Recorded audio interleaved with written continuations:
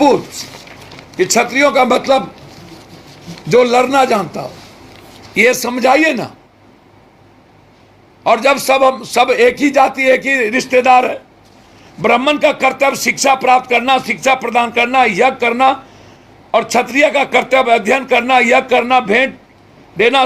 आप उठा करके देखिए, आप इसी तरह सम, दम, तप, पवित्रता, क्षमा, सरलता, शास्त्र ज्ञान, अनुभव ज्ञान, आस्तिकता, ये है ब्राह्मण के कर्म। ब्राह्मण कभी भी उतावला नहीं हुआ आज तक। फिर मैं कह रहा हूं, सम, दम, तप, पवित्रता, क्षमा, सरलता, शास्त्र ज्ञान, अनुभव ज्ञान, आस्तिकता, यह है ब्राह्मण का कर्म। इसीलिए मैं आपको बार बार कहता हूं, युधिष्ठिर, विदुर, श्री कृष्ण, भृतृहरि आदि व्यक्ति सम, दम, त्याग, वैराग और ज्ञान की चरम सीमा पहुंचे हुए पुरुष थे ना, कि नहीं थे वो? इसको क्या कहिएगा? सबको हम कई बार आपसे कह चुके हैं कि लगातार जिस तरीके का, मैं यहां के नेताओं को एक आग्रह करना चाहूंगा, याद करिए एक व्यक्ति का जन्म कब हुआ था।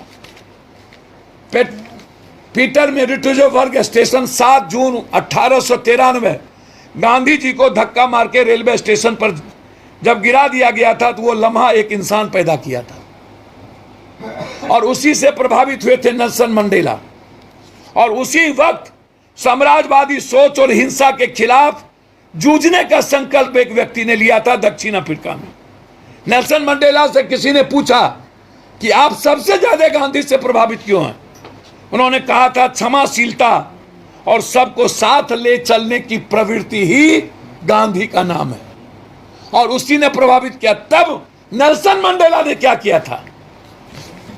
जब वो आए सत्ता में तो समदर्शी नीति अपनाए, मूल काबिलाई लोगों के साथ गोरे और भारतीय प्रवासी का एक समान सम्मान स्थान दिया। यही वजह थी कि मातृभूमि के विभाजन के बजाय नेल्सन मंडेला ने विकास को पदवी दी थी। तब क्या हुआ? रंगभेद विहीन लोकतंत्र उन्होंने शुरुआती कदम में उठाई। नतीजा हुआ दक्षिण अफ्रीका पिछले दशकों में बहुत तेजी से उभरे। ब्रिक्स मुल्कों में Brazil, Russia, India, China, south Africa का महत्वपूर्ण सदस्य है। आज वो दक्षिण अफ्रीका के नेल्सन मंडेला की वो योगदान, कहां नफरत की राजनीति हुई। 1917 के बोल्शेविक क्रांति के बाद लेनिन ने एक बदलाव का फरीज तैयार किया, और वहां आए। हम कहां हैं भाई? हम गाली गलौज पर उतारे हुए। जो लोग नाथूराम गोडसे की आज तरह की बात करते हैं, क्या फर्क है? महात्मा गांधी बीमारी से भी मर जाते तो गांधी होते। नाथूराम गोडसे गोली चला के गांधी को ना मारा होता तो गोडसे को कोई नहीं जान पाता, कोई नहीं, कोई।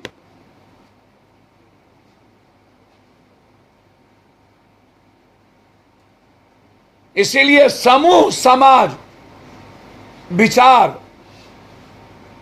विचारधारा से ऊपर कुछ नहीं। आप लड़िए। आज भी हमें लड़ना होगा समाज के 85% लोगों के लिए, लेकिन जौड़ी नहीं है कि किसी जाति धर्म को गाली देकर। कभी गीता को गाली, कभी रामायण को गाली, कभी कुरान को गाली। सदन में जिस तरीके से मां बहन कटवा कहा गया, यह भारत में ही संभव है ना हो। कब जन्म लेगा नेल्सन मंडेला? भारत के एक गांधी ने नेल्सन मंडेला को जन्म देकर दक्षिण अफ्रीका को दुनिया का नंबर 1 बनाने का प्रयास किया। फिर वही भाषा। आप हमको एक बात और याद रखिएगा, गोडसे के भाई गोपाल ने क्या कहा था, इसको आप ख्याल रखिएगा। गोडसे और गांधी पृथक विचारों के दो प्रतिनिधित्व थे। गोडसे और गांधी के बीच फर्क क्या था, इसको आप समझिए, कायम रहेगा।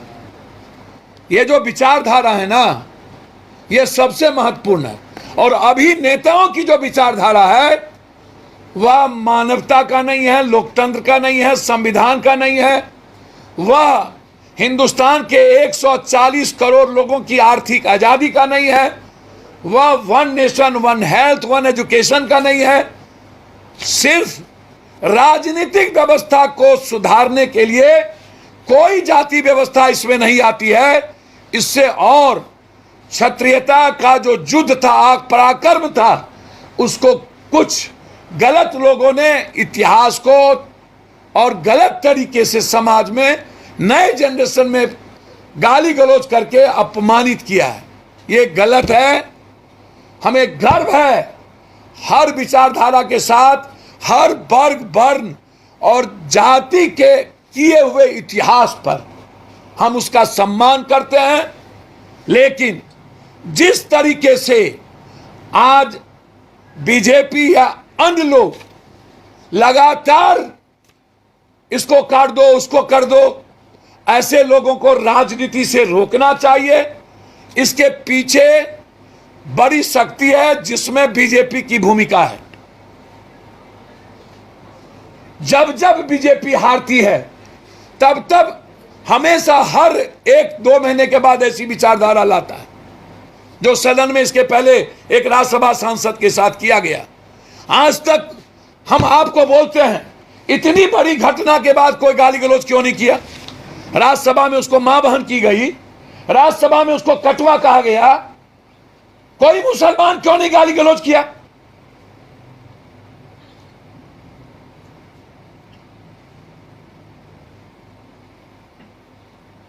यहां तो जाति पर कोई बात नहीं थी। और जिस तरीके से मैं मनोज झा जी का as a political, as a professor बहुत सम्मान करता हूं, वो इतिहास की ही बात करेंगे। गांधी पर जब बम से हमले हुए थे ना, तो सरदार पटेल गए थे सुरक्षा देने, बोला नहीं लेंगे, नहीं लेंगे। और मनोज वाजपेयी को सुरक्षा की जरूरत नहीं है जहां विचारधारा। लेकिन जिस तरीके से मनोज झा जी को जिस तरीके से करनी सेना के नाम पर, मैं करनी सेना की बात नहीं कर रहा, लगातार उनको फोन पर धमकी, काट देंगे, मार देंगे। जब तक पप्पू यादव और हमारी पार्टी जिंदा है, दुनिया का कोई बड़ा कंस क्यों ना पैदा हो, कृष्ण के अस्तित्व को और दुनिया के श्रेष्ठ कर विचार को कोई मिटा नहीं सकता। पप्पू यादव हर परिस्थिति में मैं खड़ा हूं, कंस को मिटना ही पड़ेगा। उतावलापन इस देश की मर्यादा नहीं है। हम आए हैं वसुधैव कुटुंबकम के लिए, हम जाने जाते हैं सर्वधर्म संभव के लिए, हम जाने जाते हैं सार्वभौमिकता के लिए, और हम जाने जाते हैं सहिष्णुता के लिए। नफरत का कोई आधार नहीं है। मोदी जी और भारत के नेता नेल्सन मंडेला से तो सीखो। मोदी जी गोरसे गोली चलाकर हत्या करके नाम कमा लेगा। आज भी कई गोरसे किसी को गाली, किसी जाति को मां बहन करके अपना नाम कमा लेगा, लेकिन वो इतिहास पुरुष, युग पुरुष नहीं हो सकता है। हम मनोज झा जी के साथ खड़े हैं, स्टैंड के साथ खड़े हैं। किसी भी परिस्थिति में कोई भी व्यक्ति किसी समाज के समुदाय, वर्ग, जाति को के साथ नफरत के आधार पर देखेगा, रामायण हो या गीता, कुरान हो या बाइबिल, मेरे लिए हर विचारधारा सर्वश्रेष्ठ है, सर्वोत्तम है।